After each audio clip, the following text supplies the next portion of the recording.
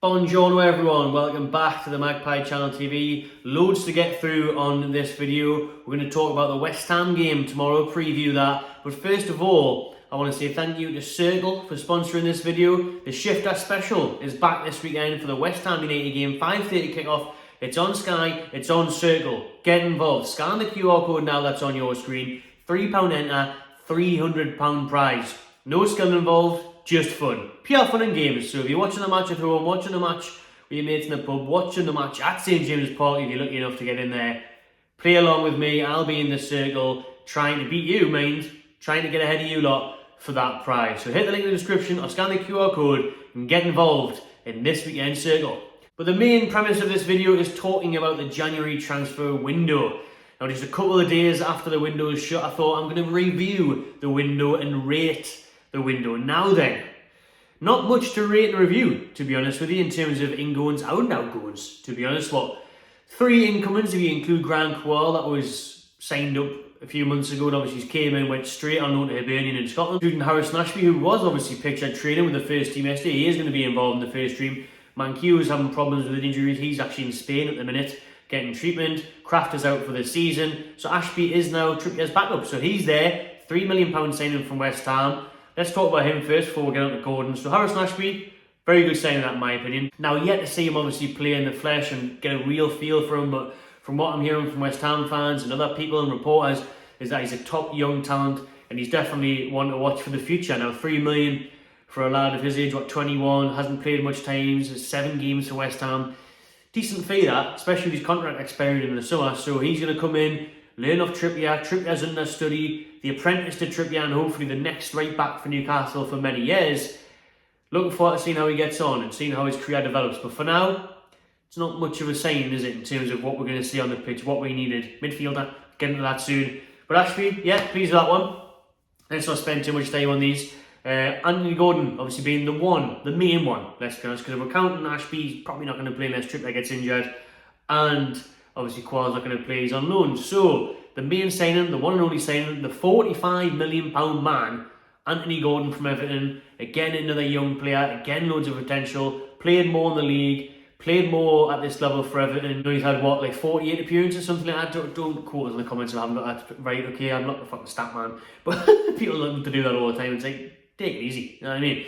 Anyway, he's had 40, 50 appearances for Everton, scored, what, 7 goals, I think it is.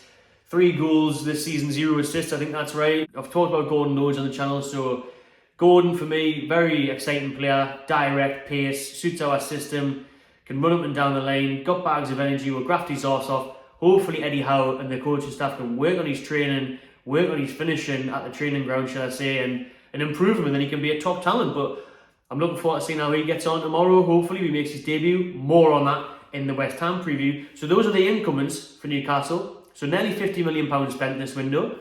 Outgoings, Chris Wood. 10 out of 10, sorted. 10 out of 10 for me, that'll do me. There we go, in the comments will be there again. Stop griefing Chris Wood, he was shite. I'm glad to see him gone. No, yeah, fair enough. Respect to him, played his part, scored some penalties, did well last season, relegated Burnley, mint. But to see him go, I was delighted. Wood out, anybody in would have been an improvement pretty much for me. Gordon to come in, happy with that.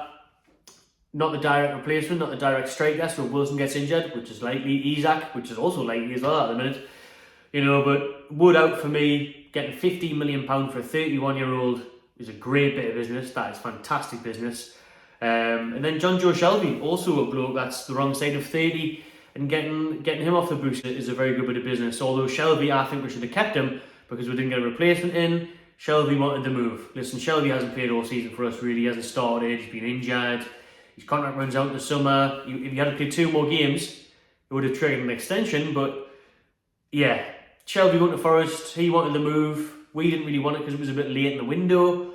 So like I say, with letting Shelby and Wood go, not replacing Shelby, we've let Darlow go to Hull, which again, if Pope gets injured, that's Karius in the cup final.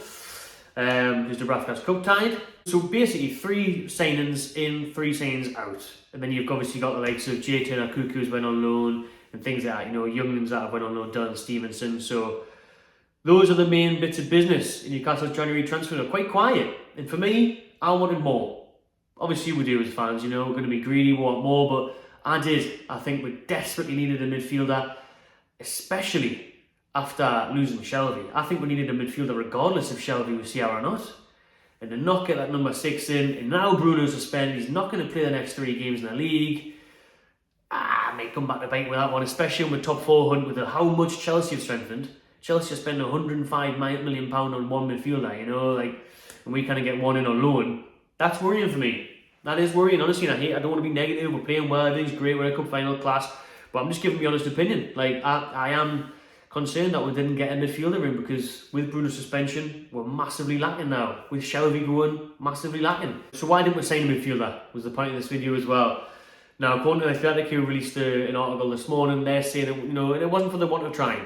You know, they're saying they did look at Yuri Tielemans, James Maddison, Caicedo from Brighton, which was obviously a write-off because Arsenal couldn't get him for 70 million. Scott McTominay from Manchester United, Conor Gallagher from Chelsea. We looked at loads of players, and for reasons such as transfer fee, the club not letting we have them, and in terms of Chelsea not wanting to deal with what they consider a top 4 rival now, and Conor Gallagher letting them come to us. Man United probably doing the same with McTominay. Imagine if McTominay had played for Newcastle and scored in the final. You know, so those sort of reasons, fees, that time, being January, hard to do business, all that sort of stuff, it just didn't work out in the end for Newcastle getting that midfielder. They did try. The likes of Tielemans and Maddison are a real possibility in the summer when the contracts are expiring or expired. So it just didn't work out for Newcastle in January. Just couldn't really get a midfielder over the line, like Eddie Howe said in his press conference this morning. And it wasn't, they weren't just going to bring someone in just for the crack, just for the sake of it. But the whole club didn't believe in, the owners, Eddie, everyone. So that's why we didn't get a midfielder in. You know, it came down to that. And Newcastle do have to be smart with FFP. Now, you see Chelsea splashing cash like now to the man. Their income over the past year was £430 million plus. Newcastle's was in the 100 millions. You know, so there's a big difference there. And that's a big difference with FFP. And that's what European football will bring. That's what new sponsorships will bring. That's what everything will bring. So that's going to come in due course for Newcastle. But this January, we couldn't quite get a midfielder. That worries me. We're lacking in depth there massively. But it gives other people a chance to look at Elliot Anderson to come in. Like Eddie Howe said as well today, it gives Elliot Anderson a big chance, big opportunity to come in if he's required. Just as long as we don't get another injury in the middle of the park or a suspension, we'll probably be okay. But with the final coming up, loads of games in the Premier League, I think it could come back to bite in that top 4 hunt, to be honest with you. Obviously, hope I'm wrong. But Gordon coming in, Wood going out, Shelby not getting used, he's out. Starting to recycle those players a bit. I'd give the window a 6 out of 10.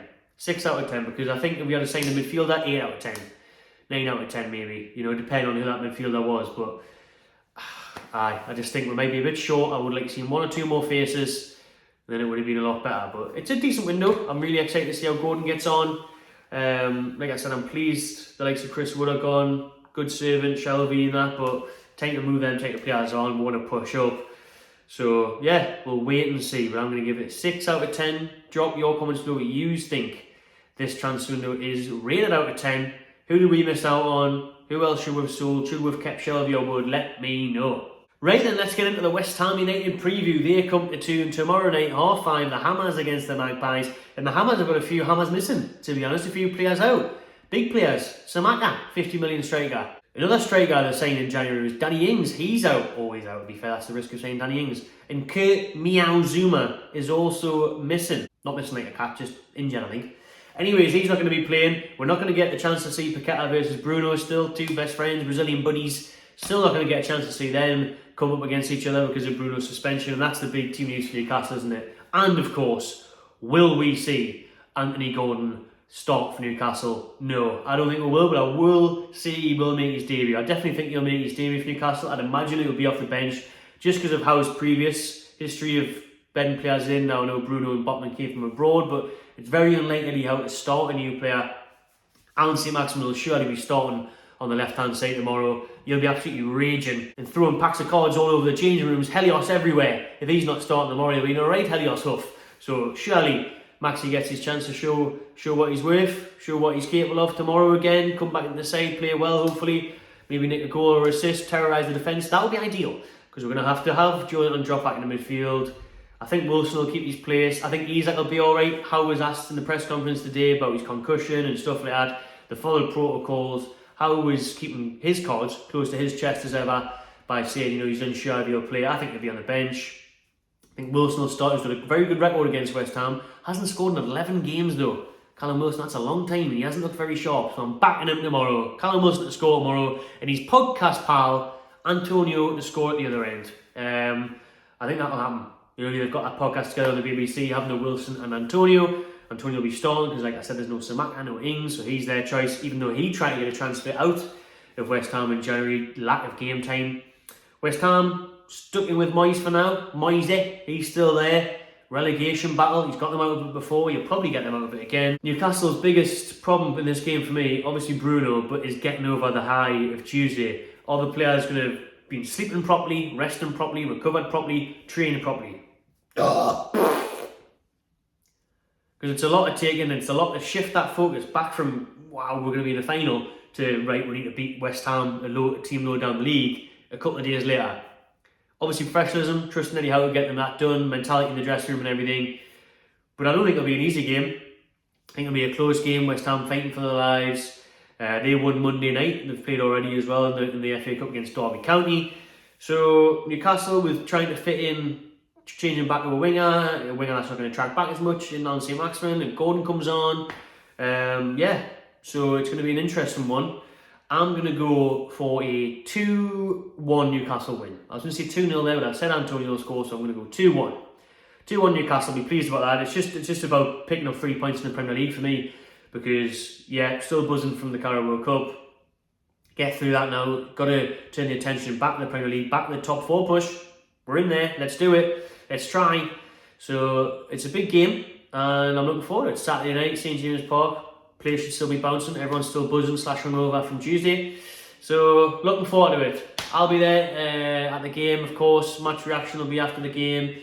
And maybe a vlog as well for a change, because there's no fan cams, because our mic, our equipment is still getting fixed.